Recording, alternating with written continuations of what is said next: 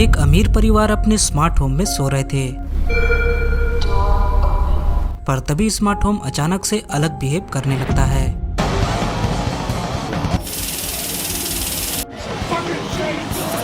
और अब थोड़ी कोशिशों के बाद वे स्मार्ट होम को रीसेट कर ही लेते हैं, पर ये तो उनकी आने वाली तकलीफों की बस एक शुरुआत थी।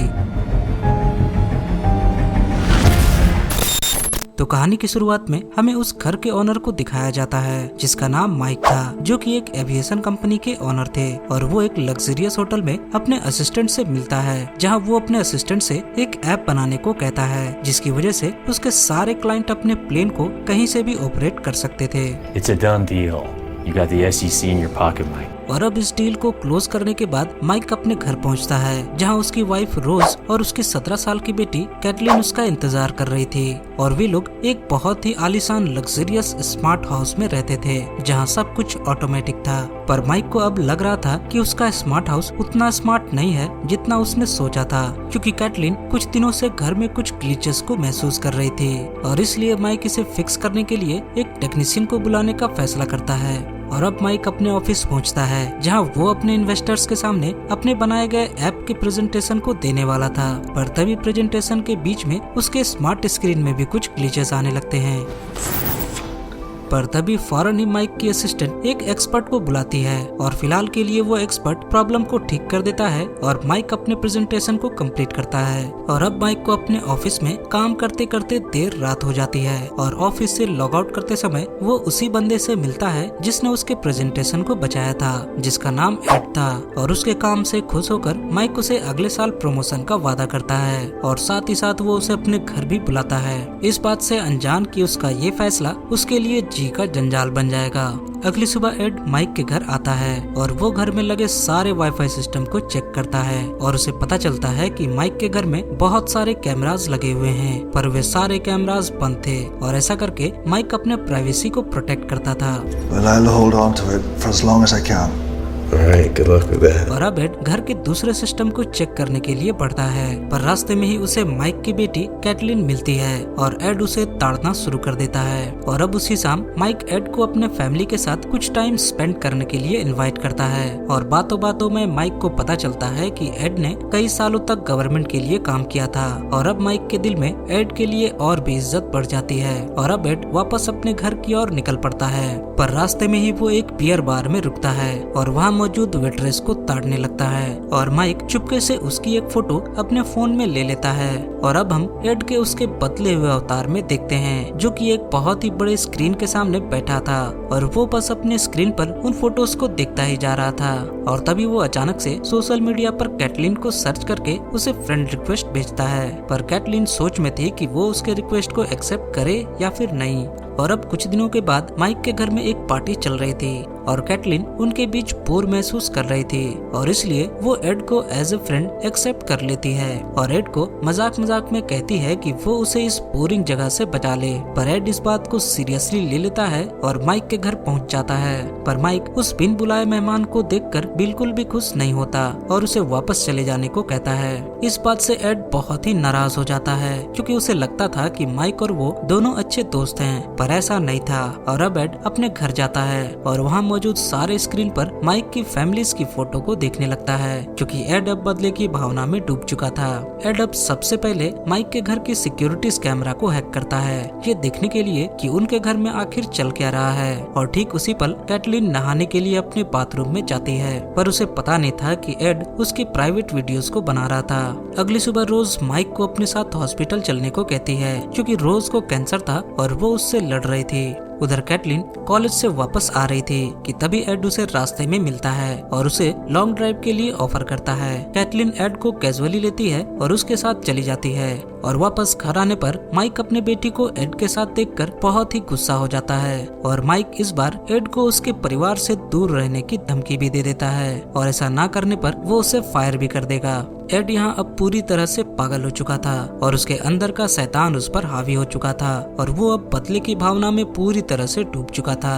और अब एड माइक के कंपनी के बारे में कुछ खुफिया जानकारी निकालता है और वो उस जानकारी को माइक के सारे इन्वेस्टर के पास भेज देता है, जिसके कारण माइक के इन्वेस्टर्स उसके प्रोजेक्ट में पैसा लगाने से मना कर देते हैं। और अब माइक मुसीबत में आ चुका था और अब उसी रात एड माइक के स्मार्ट हाउस को भी हैक कर लेता है और दरवाजे खुद ब खुद खुलने और बंद होने लगते हैं, लाइट्स खुद ब खुद फ्लिकर करने लगती है, वाटर खुद ब खुद बहने लगता है और साथ ही साथ बहुत ही तेज म्यूजिक भी बजने लगता है। और अब वो परिवार इन सब घटनाओं को देखकर बहुत ही डर जाते हैं। उधर एड को इस परिवार को तकलीफ में देखकर थोड़ी शांति मिल रही थी, पर उसका मन अभी भी भरा नहीं था और इसलिए वो रोज के कैंसर के बारे में और डिटेल्स निकालता है। और अब अगली सुबह माइक को एक और बुरी खबर मिलती है। We've been hacked.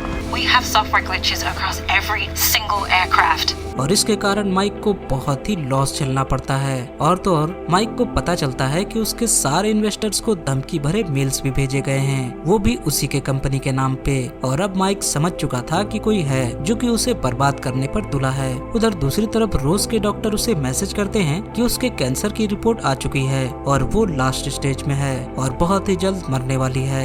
ये सुनकर रोज बहुत ही दुखी हो जाती है और अब वे सारे फैमिली मेंबर परेशान हाल में घर में बैठे होते हैं। पर तभी डॉक्टर का कॉल आता है और रोज को पता चलता है कि उसकी रिपोर्ट में सुधार दिख रहा है और वो बहुत ही जल्द ठीक हो जाएगी। Negative, you sure? Yes, negative. Please don't worry, you're perfectly fine. और अब कहीं न कहीं उन लोगों को यकीन हो चला था कि उनके साथ ये सब कुछ एड ही कर रहा है। और अब माइक एड से बदला लेने का फैसला करता है और माइक फौरन ही एड के घर जाता है और उसे बहुत ही डराता है और कहता है कि उसके परिवार से दूर रहे। पर एड अब सुधरने वाला बिल्कुल भी नहीं था।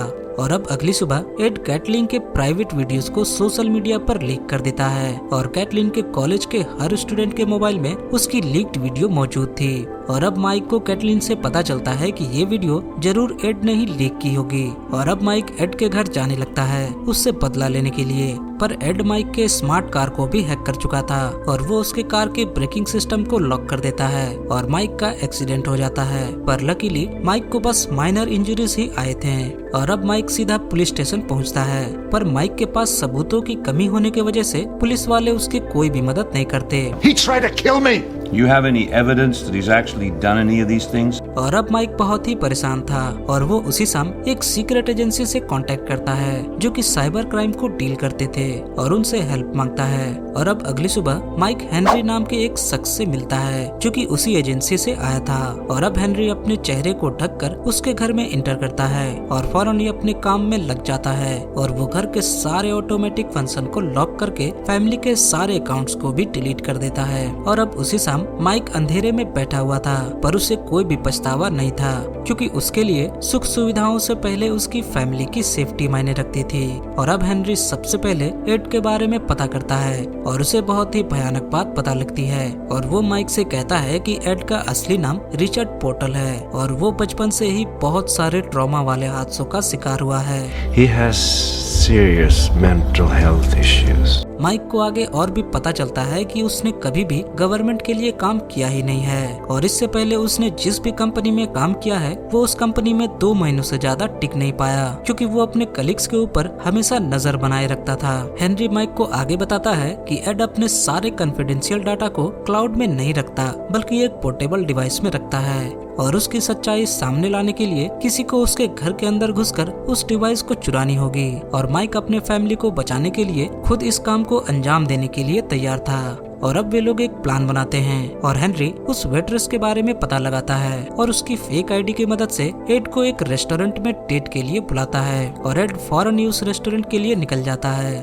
और ठीक उसी समय हेनरी एड के घर के सारे सिक्योरिटी सिस्टम को जैम कर देता है ताकि माइक बिना किसी दिक्कत के एड के घर एंटर कर सके। And remember, Mr. Regan, be careful. और अब माइक फौरन ही उसके घर एंटर करता है और एक सिक्योरिटी कैमरा उसके घर में छुपाता है और थोड़ा ढूंढने पर उसे एक पेन ड्राइव भी मिलती है जिसे एड ने एक खिलौने के अंदर छुपा कर रखा था। उधर दूसरी तरफ एड उस रेस्टोरेंट में पहुंचता है और उस वेट्रेस से बातें करने लगता है, पर उस वेट्रेस को कुछ भी पता नहीं होता कि उसके साथ ये क्या हो रहा है और एड को ये समझने में देर नहीं लगती कि वो मुसीबत में है। उधर माइक थोड़ा और ढूंढता है और उसे कुछ और पेन ड्राइव्स मिलते हैं, पर हेनरी उसे वार्न करता है और कहता है कि उसे घर से जल्दी निकलना होगा क्योंकि एड को पता चल चुका है और वो घर की तरफ बढ़ रहा है। पर माइक बिना ठोस सबूत लिए वापस जाना नहीं चाहता था, पर इसी चक्कर में वो एड के घर से समय रहते नहीं निकल पाता और एड एक गन लेकर फौरन ही अपने घर की ओर बढ़ता है। और अब हेनरी फौरन ही नजदीक वाले पुलिस स्टेशन में एक फेक इमरजेंसी मैसेज भेजता है, ये बताते हुए कि एड ने एक पुलिस वाले को गोली मारकर जख्मी कर दिया है। उधर माइक हेनरी की मदद से पीछे के दरवाजे से घर से बाहर निकलता है और अपनी कार में बैठ जाता है। उधर एड भी वहाँ पहुँचे पुलिस वालों से घिर चुका था,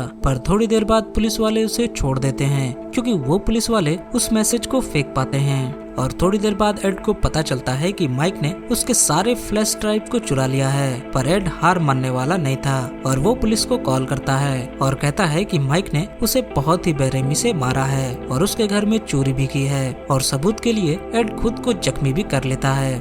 उधर माइक हेनरी को थैंक यू कहकर पुलिस स्टेशन जाता है, पर पुलिस वालों के पास अपनी अलग ही कहानी थी और वो माइक को एड के घर चोरी करने और एड को जान से मारने की कोशिश करने के इल्जाम में बंदी बना लेते हैं।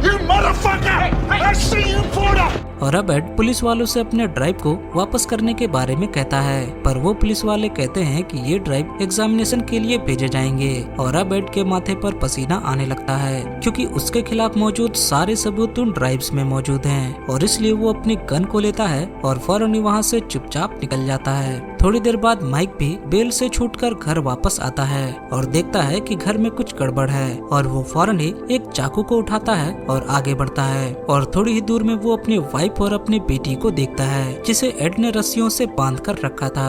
और अब माइक पूरी तरह से मजबूर था क्योंकि एड ने उन दोनों को गन पॉइंट में रखा था और अब एड कभी भी उन दोनों को शूट कर सकता था क्योंकि वो एक साइको था। पर तभी माइक को मौका मिलते ही वो एड के ऊपर कूद जाता है और उसका ध्यान भटकता देख माइक फौरन ही उसके सर पर जोर से हमला करता है और इसी कारण एड जख्मी होकर नीचे गिर जाता है। और अब माइक अपने दिल की भड़ास एड पर निकालता है और अब माइक उसी की गन से उसे शूट करने वाला था कि तभी रोज उसे ऐसा करने से मना कर देती है और वे लोग पुलिस को बुलाते हैं और सबूतों के साथ एड को पकड़वा देते हैं। और अब अगले दिन माइक अपने ऐप को सक्सेसफुली लॉन्च करता है और अपने स्मार्ट होम को रिपेयर भी करता है और वो फैमिली हैप्पी लाइफ जीते हैं। और इसी के साथ ये मूवी यहाँ खत्म हो जाती है। और अब आप लोगों को बताना है कि क्या आप लोगों ने किसी साइको के साथ काम किया है? अगर जवाब हाँ है तो कमेंट में अपने व्यूज शेयर जरूर करें और हम अगले वीडियो में सबसे इंटरेस्टिंग कमेंट को अपने वीडियो में डालेंगे। और मैं शुक्रिया करना चाहूँगा राहुल प्रजापति जी का जिसने हमारे पिछले वीडियो में इंटरेस्टिंग कमेंट किया था। मैं मिलूंगा आपसे अगली वीडियो में, तब तक के लिए बाय बाय।